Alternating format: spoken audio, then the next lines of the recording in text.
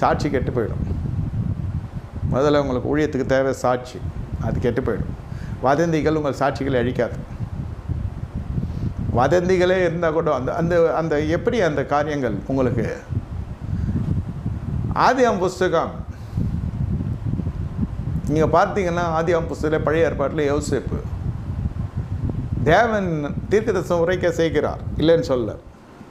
கர்த்தருடைய வார்த்தை தாய்க்கு தகப்பனுக்கு வருகிறது, இல்லைன்னு சொல்ல. ஆனால் அதை அவர்கள் ஏற்றுக்கொள்ளாத விஷயம் வேறு. இந்த தனிப்பட்ட மனுஷனுடைய ஜீவியத்தில் தேவனுடைய சமூகம் இருக்கிறது.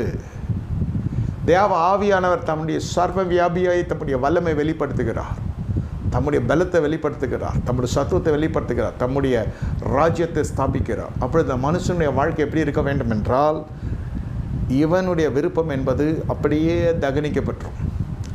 தேவ திட்டம், தேவ சித்தம் இந்த மனுஷனை நடத்த ஆரம்பிக்கும். நல்லா புரிந்து கொள்ளுங்கள்.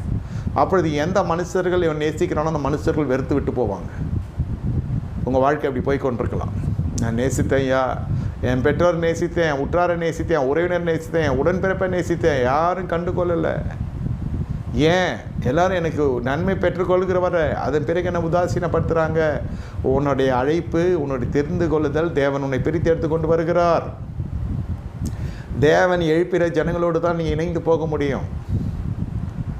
அது எகிப்தின் பார்வோனாக இருக்கும், சிறைச்சாலையில் இருக்கிற சக கைதிகளாக இருக்கும், அல்லது போத்திபாருடைய வீடாக கூட இருக்கும். ஜனங்கள், தேவன் எழுப்புகிற ஜனங்க. அதனால தான் ஆண்டவர் சொன்னார், எனக்கு தேவ சித்தத்தை செய்யறதா எனக்கு சகோதரனும் சகோதரியுமாக இருக்கிறாங்க, எனக்கு தாய் எங்கே சகோதரன் எங்கே என்று கேட்டதுக்கான காரணம் என்ன? இதுதான். அவர் சமூகம் ஒன்னோடு இருக்க வேண்டும் என்றால் அவர் எழுப்பிட்ட ஜனங்களை நீங்கள் ஏற்றுக்கொள்ள வேண்டும் வாழ்க்கையில். அது சில சமயத்தை ஏற்றுக்கொள்ள முடியாது. யாருக்கு எந்த ஜனத்தை கர்த்தர் இன்னைக்கு எழுப்பினார் என்றே தெரியாது சில பேருக்கு. இதெல்லாம் படிப்பினை.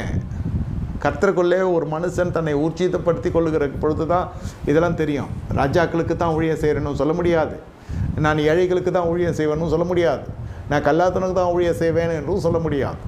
கர்த்தர் யாரை எழுப்ப சித்தமாக இருக்கிறாரோ அந்த ஜனங்களை உங்களுக்கு என்று எழுப்புவார். அந்த ஜனங்களை நீங்கள் மனரமையாக எடுத்துக்கொள்ள வேண்டும், ஏற்றுக்கொள்ள வேண்டும். சில சமயத்தில் ஞானத்தில் பெரிய ஜனங்கள் வருகிற பொழுது இந்த தாழ்வு மனப்பான்மையானது அந்த ஊழியக்காரனை கிட்ட போகக்கூடாது, ஏற்றுக்கொள்ள முடியாது.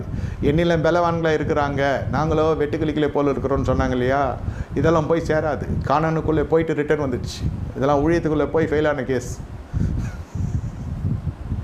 ஆசை என்னமோ இருக்குது, என்னென்னமோ செய்யணும்னு, ஆனால் அடிப்படை ஆயத்தம் இல்லைன்னு தான் சொல்ல வரேன்.